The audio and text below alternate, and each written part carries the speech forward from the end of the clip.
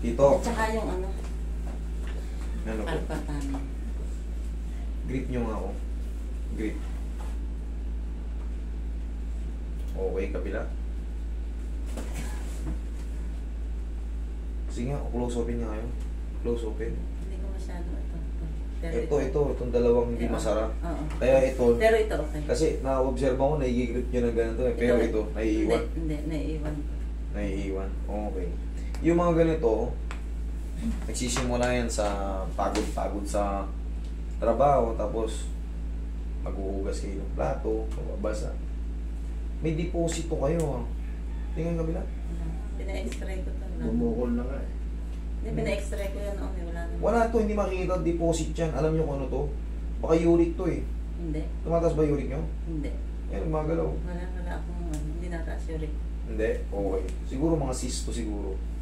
Ba't pinaano ko noon? Sa x-ray wala. Hindi makita ang cyst sa x-ray. Eh, saan mo nakikita? Kailangan yan eh, ano, MRI. MRI. Pero ang mahal ng MRI sa kamay, tandaan nyo, mahal yan. Alam nyo kung bakit? Babasahin yung mga joint-joint yan. Mas mahal pa yan kaysa sa tuhod. Malaking tuhod, pero mas malaki. Mas mahal to. Pag sa MRI. Para lang sa kaalaman nyo.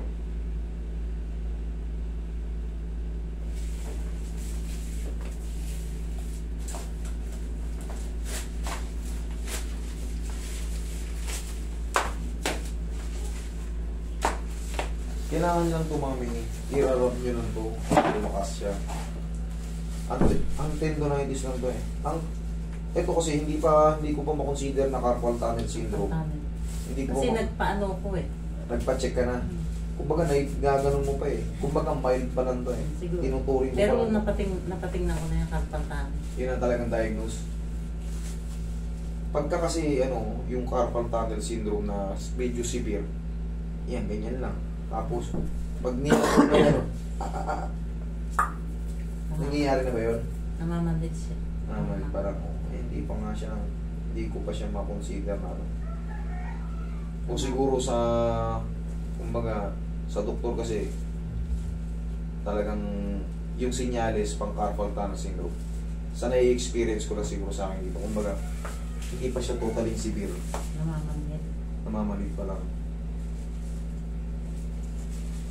Tagal mo. Gusto nga kung ano yan, opera. Hindi. Opera din ba? Kaya nyo naman, kaya pa naman yun. Magpapa-opera lang kayo pagka, hindi na kaya. Hindi naiipit na ulan.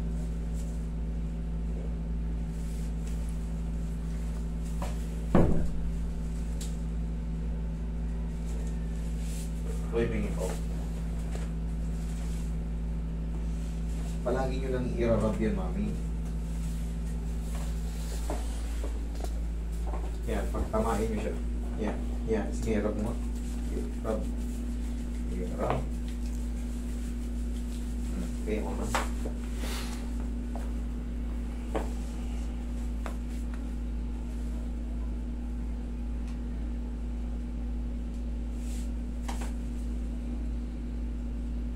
Ay, hindi nga to severe.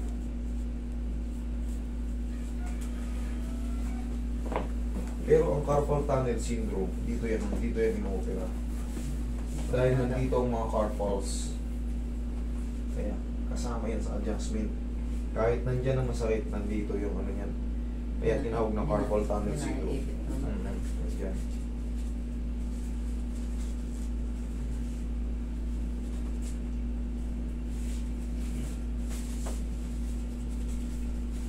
Kulang lang yan sa mga kiss-kiss.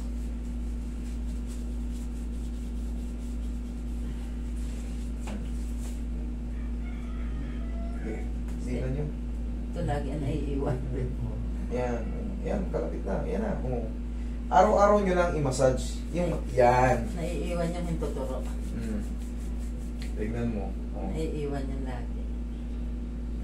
Yun ang hindi makaanong maiiwan. Pero ito, Yun nga, mami. Kikis-kisin nyo siya. Kikis-kisin nyo siya ng ganyan. Tapos, ganyan-ganyan ninyo. Tapos, kaya nyo nang idiin yan mag, gano, hindi naman kayo nasaktan. Kaya lang. Yan, unti-unti yung ganyan. Pag sinara nyo ng ganyan, unti-unti nyo ng ganyan. 1, 2, 3. 1, 2, 3. Kabila naman. I-rub nyo muna. Madalas ko itong tinuturo. Tingnan nyo maigi yung mga treatment sa carpal. Tapos, inat ng paganyan. Ito, maluwag-luwag na to. Tapos, okay, 1, 2, 3. 1, 2, 3. Okay, sabay-sabay. 1, 2, 3. Tapos, rub ulit. Okay, maigi nyo. Yan. Yan. O. Tapos yun nga, tulong-tulungan nyo lang sa araw-araw. Ganyan lang. Okay? Mga 4 to 5 days, wash out na yan. Kayang-kaya nyo yan. Yung naiipit dyan, basta tandaan nyo, pag na, ano, nag-kiss-kiss kayo, binat-binat nyo lang konti. Ha? Okay? Ito yung tissue sa balakang naman. Mami, ano yung balakang nyo? Ito.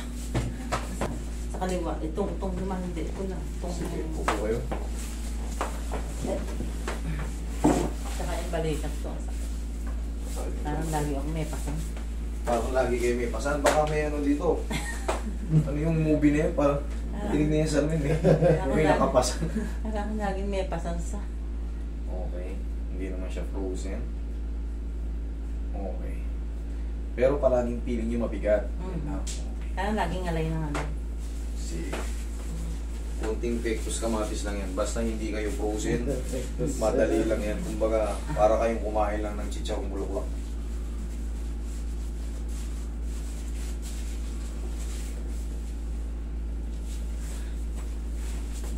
Relax lang. Lalagutukan eh. Naguguhan.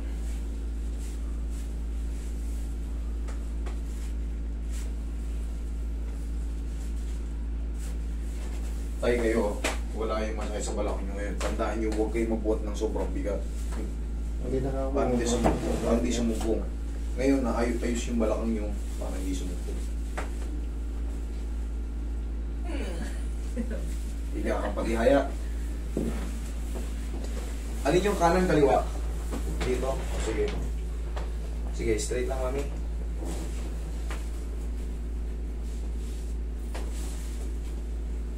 Oh, maiksi.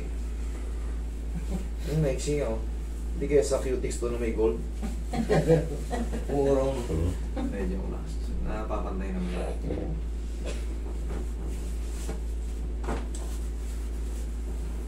Oh, sumubra. Medyo ko lang. Tagilid, mami. Dito. Pag ganito muna. Yan. Oh, minsan pag alam ganun, masakit. Pag naalay na yan, pag nahatak-hatak na yan dyan, nakracking na yan dyan. Mamaya, Pag nakagaya kada isa, gumagano siya. Oo. Mamaya pabibiling-bilingin mo kayo dyan. Pag ganyan tutulog, pag bibilig, Sige, mamaya obserbahan natin. Relax lang ha. Okay, kabilang side. Hindi, minsan pagbabangon ko, tignan ako paano ba ang gagawin. Nakakalso yun. Nakakalso yung facet joint natin. Eh, gano'n. Kaya sabi niya, puro aray. Relax lang. Excited yung ano. Dapat. Nangyayari yan kasi nga minsan, ayan, sa pagtatrabaho, sobrang buhat, alanganin yung posisyon. Pag nag-alanganin yung posisyon mo, sa buhat ka, yari ka. Tapos, pag kayo umiidad, meron tayo tinatawag na degenerative osseous change.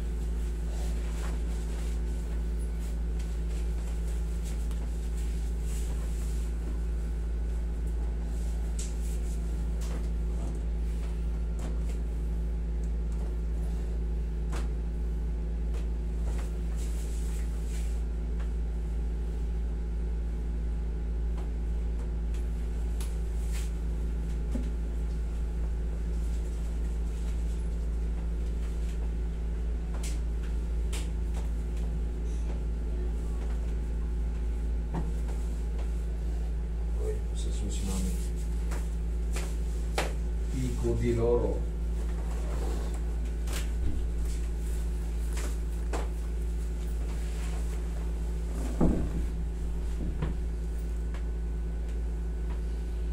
Nagkaroon ako ng red eyes eh. Kaya nakaano ko.